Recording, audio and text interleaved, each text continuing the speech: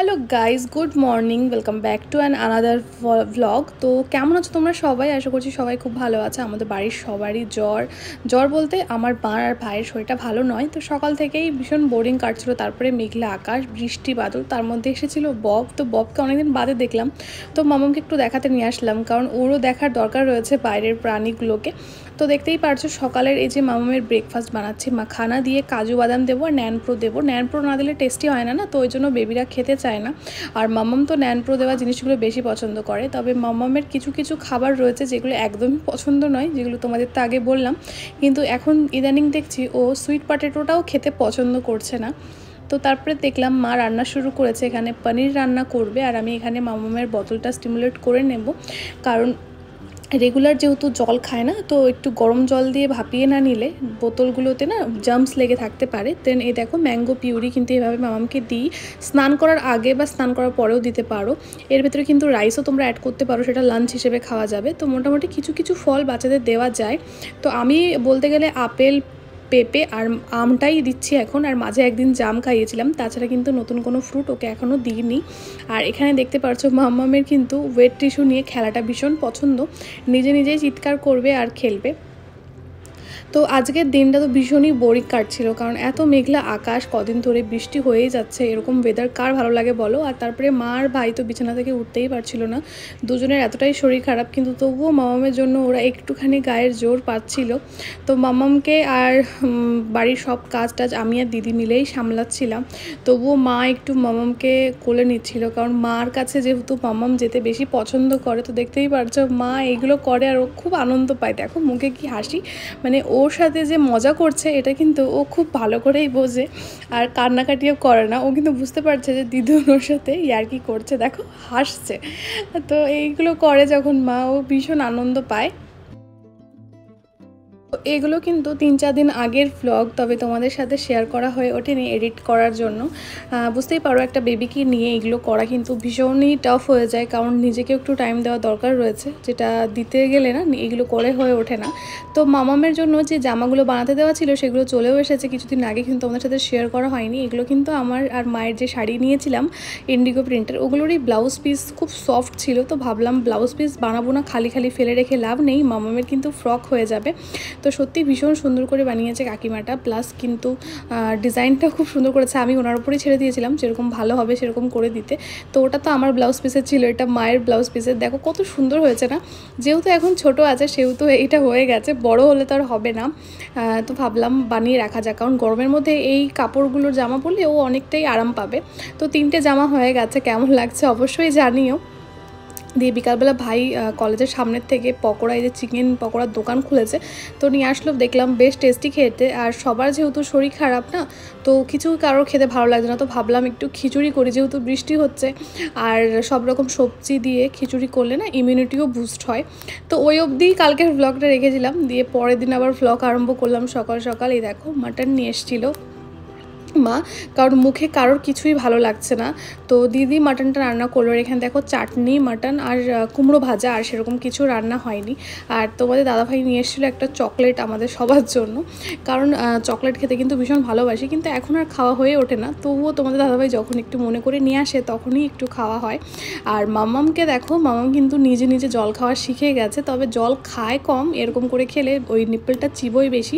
তো মামামকে এখন যেহেতু 8 মান্থ হয়ে গেছে, আস্তে আস্তে শেখাতে হবে সিপ করে জল খাওয়ার। মানে 1 ইয়ার হয়ে গেলে বাচ্চাদের কিন্তু এই নিপল ফিডিং বটলে করে জল খাওয়ানো উচিত নয়, যেটা সিপ করে জল খাওয়া যায় সেটাতে খাওয়ানো উচিত। তো তোমরা দেখো যে মামাম কতটা দুষ্টু, ওর মিমি শুয়ে রয়েছে, ও কিন্তু বুঝতে পারছে যে আমার মামাম ভিডিও করছে। আর ও কি করবে দেখো, টুকটুক করে ওর মিমির কাছে গিয়ে কিন্তু চুল টানা শুরু করবে। আর ও কিন্তু চুল টানলে খুব, মানে চুল টানা খুব পছন্দ করে। আর ও যখন আমাদের চুল টানে, আমরা যদি ওর আস্তে আস্তে করে চুল টানি না, তো ও হাসে, মানে ও বুঝতে পারে যে আমি চুলটা টানছি, ওরাও আমার চুল টানছে, মজা করছে। দেখো পুরো গায়ের উপর উঠে পড়বে, উঠে না হাতটা ছেড়ে দাঁড়িয়ে পড়বে। ভীষণ সাহস হয়েছে মেয়ের। দেখো এখানে একাই কিন্তু দাঁড়িয়ে দাঁড়িয়ে খেলছে, এদিক ওদিক পা সরাচ্ছে। কে বলবে তখন ওর 7.5 মাস 8 মাস বয়স ছিল। মানে এই ব্লগটা যেহেতু কিছুদিন আগের, দেখতেই পারছো ও কিন্তু ভীষণই মানে ফার্স্ট মানে গ্রো করছে সব কিছু। আমার মা বলছিল যে আমরা নাকি 10 মাসে দাঁড়ানো এরকম দাঁড়িয়ে দাঁড়িয়ে ছেড়ে দিতাম। আর আমরা যেহেতু অনেকটা মোটা ছিলাম তো আমাদের এই জন্য একটু লেটও হয়েছিল, যেহেতু আমাদের ফর্মুলা ফিটই করাতে হয়েছিল। আর মা বলছে তখনকার দিনে তো চিনি লবণ এগুলো খাওয়া বারণ ছিল না, তখন তো আমরা বুঝতাম না এত কিছু, তো খাওয়ানোর জন্য হয়তো ওরকম মোটা হয়ে গেছিলি। আর দেখো এখানে ওর মিমিকে দেখে ও কিন্তু নিজে নিজে একাই দাঁড়িয়ে পড়েছে কোনো সাপোর্ট ছাড়া। আর এখন তোমরা দেখো আমি কয়েকটা বার ভিডিওগুলো ক্যাপচার করেছি, ওর এই একা একা দাঁড়ানোটা ও কতটা মানে সাহসীভাবে দাঁড়ায়, মানে চেয়ারটা যে উল্টে পড়ে যেতে পারে সেটা কিন্তু ওর ধারণাই নেই, এভাবে ধরে ধরে দাঁড়িয়ে পড়বে জাস্ট। তো এখন ওকে খাওয়াবো। আর যেই ড্রেসটা বানানো হয়েছে সেটাই কিন্তু পরিয়েছি, দেখো তোমরা, কিন্তু খুব সুন্দর লাগছে দেখতে মামামকে। আর মামামকে দিয়েছিলাম সেলফ ফুড, তো তোমরা হয়তো শর্ট ব্লগটা দেখেও নিয়েছো। তো এভাবে সেলফ ফুড দেওয়া কিন্তু বাচ্চাদের ভীষণ ইম্পর্টেন্ট। এটাতে কিন্তু ওরা চুজ করতে পারে যে কোন খাবারটা খাবে। যেরকম মামাম কিন্তু বিনসটা আগে চুজ করেছিল, তারপরে কিন্তু গাজর খেয়েছে, আর তারপর কলাটা অনেক চেষ্টা করেছে তোলার, কিন্তু তুলতে পারেনি। তবে পুরোপুরি খেতে তো এখন পারবে না, খাবার শিখবে যে মুখে খাবারটা ভরতে হয়, এটাই দেখো মুখে ভরছে ও। এটা কিন্তু বাচ্চাদের নিজে হাতে খেতে দেওয়া খুব দরকার, এতে কিন্তু ওরা নিজে হাতে খাওয়াও শেখে, প্লাস কতটা কোয়ান্টিটি খাওয়ার দরকার, প্লাস ব্রেন ডেভেলপেও কিন্তু খুব কাজে লাগে।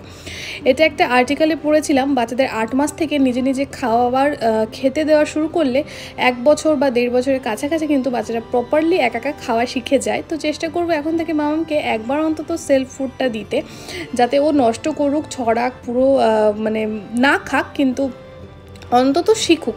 তো এখন ওর জন্যই দেখো রান্না করব কি মাখানা আর একটু ছোলা নিয়ে নিয়েছি আর একটা ড্রাই ফ্রুটস, তো এটাই রান্না করে রাখবো। তো খাওয়ানো হয়ে গেছিলো ওটা সকালবেলাতে, তো ভিডিওটা আর কি আগে পরে হয়ে গেছে। তো তারপরে এই দেখো ওর জন্য বানাবো খিচুড়ি দুপুরের জন্য। তো সব রকম সবজি যেগুলো বাড়িতে ছিল সেগুলো নিয়েছি, একটু শাক নিয়েছি, তো ওই খিচুড়িটাই এখন ওকে খাওয়াবো। আর ও দেখো চুপচাপ বসে রয়েছে, ওই ঝুড়ির মধ্যে থাকলে না ও খুব খুশি হয় ঝুড়িতে বসে খেলা করতে। মানে 4 দেওয়ালের মধ্যেও কি করবে, ওর কয়েকটা প্লেসই ভীষণ পছন্দের, মানে আমাদের ওই টেবিলটা বলো যেখান থেকে ও সব জিনিসগুলো ফেলতে পারে, এই ঝুড়ির ওপর বলো, এগুলোই। তো খিচুড়িটাও কিন্তু মামাম মোটামুটি পছন্দ করে। তো তোমরা হয়তো ভাবো যে মামামকে আমি যতটা খাবার বানাই মামামের জন্য বা যতটা দেখাই ততটাই হয়তো মামাম খেয়ে নেয়, কিন্তু না, এমনটা কোনো ভেবেই না যে পুরো খাবার ফিনিশ করবে। তোমাদের সাথে একদিন শেয়ার করব যে ও কতটা খায় আর কতটা ফেলে। তবে বাচ্চাদের ইচ্ছা মতনই ওদের খাওয়ানো উচিত, মানে ও যতটুকু খায় আমি চেষ্টা করি ততটুকুই ওকে দিতে। জোর জবরদস্তি করে বাচ্চাকে খাওয়ানোর চেষ্টা করলে কিন্তু ওদের মানে ব্রেনে অন্য রকম এফেক্ট পড়ে, মানে ওরা কিন্তু খাবার আর পছন্দই করে না, যেটুকু বা খেতো সেটুকু আর খাবে না।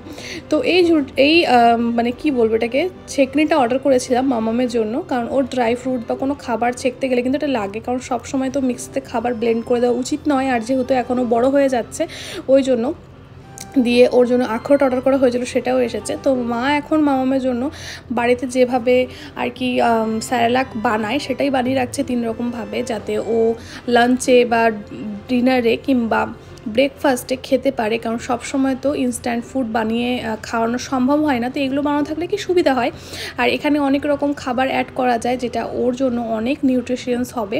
তো এভাবেই কিন্তু মা উইদাউট চিনি সুগারে কিন্তু বানায়, এটাই কিন্তু সবথেকে বেশি হেলদি বাচ্চাদের জন্য। বাইরে পাওয়া প্যাকেটিং স্যারেলাক বা যে কোনো প্যাকেটিং ফুড কিন্তু আমাদের জন্যই ভালো না, বাচ্চাদের জন্য কিন্তু আরও বেশি ক্ষতিকারক। তোমরা কিন্তু একবার ওই যেখানে ইনগ্রিডিয়েন্টস লেখা থাকে সেটা একবার পড়ে দেখবে, ওখানে কিন্তু অনেক হার্মফুল কেমিক্যাল প্লাস সুগারও থাকে, যেটা বাচ্চাদের কিডনি কিন্তু ড্যামেজ করে দিতেও পারে। তাই বাড়িতেই চেষ্টা করো তোমরা খাওয়ানোর।